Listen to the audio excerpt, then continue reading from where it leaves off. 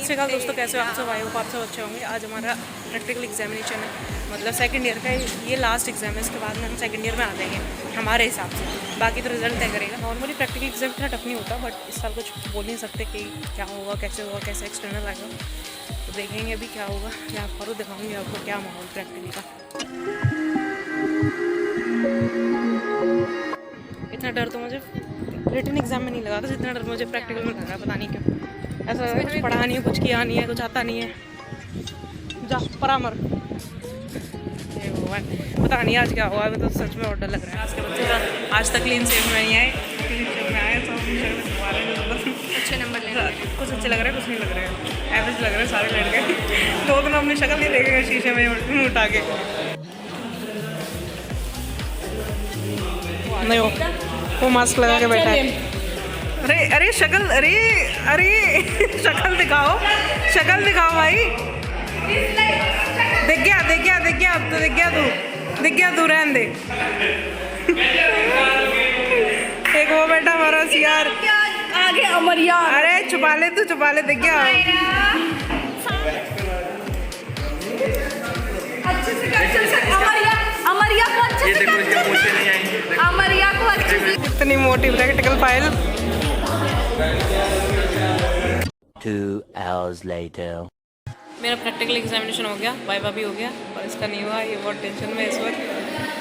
और पढ़ने जितना पढ़ सकती है पूरी कोशिश कर रही है, जितना पढ़ सकती है, इतना इसने अब तक नहीं पढ़ा, वो इतना एक दिन अभी पढ़ लेगी बस ये। बेचारे बहुत टेंशन है बच्चे, मैं भी इतनी टेंशन में थी।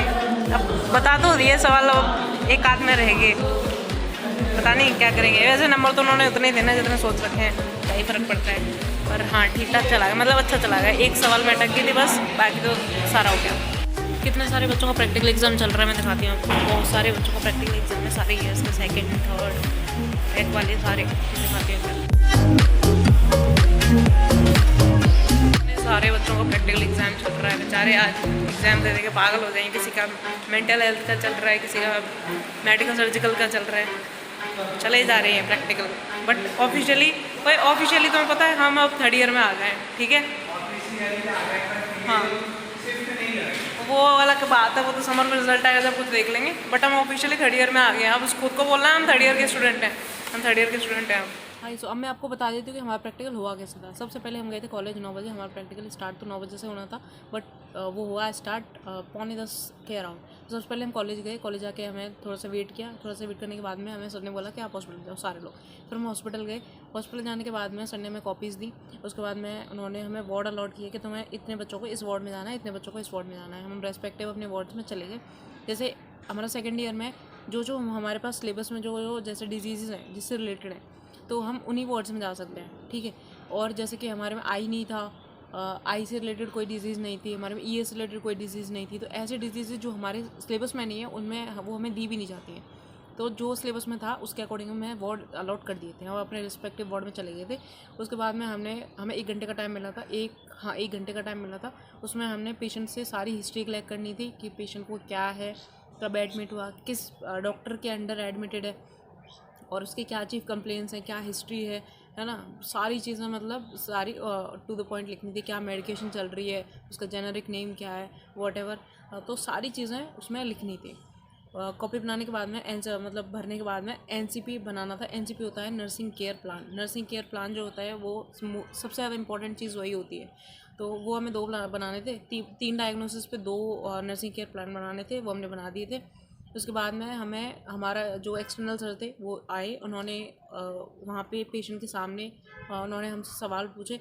वो पूछा कि पेशेंट का मतलब हमें रिप्रेजेंट करना था, हमें क्या बोलूँ उसको, केस प्रेजेंटेशन देनी थी कि पेशेंट को ये हुआ है, ये इस डॉक्टर के अंडर एडमिटेड है, इनकी ये डायग्नोसिस हो चुकी हैं, ये टेस्ट हो चुके हैं, ये रह गए हैं, और ये मेडिकेशन चल रहा है, और पहले ये कंडीशन थी, अब कितना इम्प्रूवमेंट है या नहीं है, और क्या क्या आगे प्लान किया जा रहा है। अगर कोई सर्जरी प्लान हो रही है तो वो क्या की जा रही है।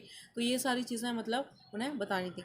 उसके बाद में सर ने पूछा डिज़ीज़ के बारे में कि डिज़ीज़ के बारे में बताओ। डिज़ीज़ के बारे में बता दिया। उसके बाद में 2 एक चीज़ें पूछी एंड देन ही move to the next student. उसके बाद मैं फिर वहाँ से क्लियर हो गया, सारा बता दिया। उसके बाद में वो तो हो गया ऑन द स्पॉट वाइवा जो होता है, ठीक है, जो आपको पेशेंट के सामने देता है केस प्रेजेंटेशन जैसा। और एक होता है फिर कॉलेज आ गए, फिर हम वहाँ से खाना खाने चले गए थे, सबको बोल दिया था कि खाना खाने जाओ और आना फिर 1:30-2 बजे बाद। फिर हम खाना खाने चले गए थे और फिर हम वापस से कॉलेज गए 2 बजे। फिर हमारा वैसे वाइवा स्टार्ट हुआ, जो भी फाइल हमने प्रिपेयर की थी, जिसमें केस स्टडी लिखी थी, केस प्रेजेंटेशन लिखी थी और असाइनमेंट्स लिखे थे, तो वो जो भी चीज़ें थी उनसे वो हमें सवाल पूछ रहे थे कि चलो इस चीज़ के बारे में बताओ, इस चीज़ के बारे में बताओ। तो वो कुछ भी पूछ सकते हैं आपकी फ़ाइल में से। इस तरीके से हमारा वाइवा पूरा हुआ। किसी से तो बहुत ईजी क्वेश्चन पूछे, किसी से थोड़े से मॉडरेट डिफ़िकल्ट नहीं था, मॉडरेट से क्वेश्चन पूछे। तो इस तरीके से हमारा वाइवा हुआ पूरा। ओवरऑल अच्छा चला गया। अब एक आध क्वेश्चन तो ऐसा हेजिटेशन में आप रह जाते हो, आपको आता भी है तो भी आप भूल जाते हो। तो मेरे साथ भी एक क्वेश्चन में ऐसा हो गया था, बट ठीक है, अपना अच्छा गया। और बस ऐसे ही होता है प्रैक्टिकल जो होता है एमएसएन का। अब नेक्स्ट ईयर से दे मे आस्क यू कि ये जो डिवाइस है वो मतलब वो ऐसे इंस्ट्रूमेंट रख लेंगे और वो दे में आस्क यू कि आप ये बताओ इस इंस्ट्रूमेंट का क्या काम है, इसका क्या है। वैसे तो मतलब वो 3rd ईयर में पूछते ज़्यादातर, पर पूछ सकते हैं, पूछ सकते हैं।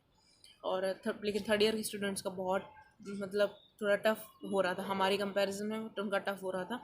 तो बस अब we have to prepare for next year 3rd year. यार खुशी नहीं होती अब, मतलब पहले कैसे स्कूल में कैसा होता है, पास हो जाते हैं भाई, क्लास पास हो गए।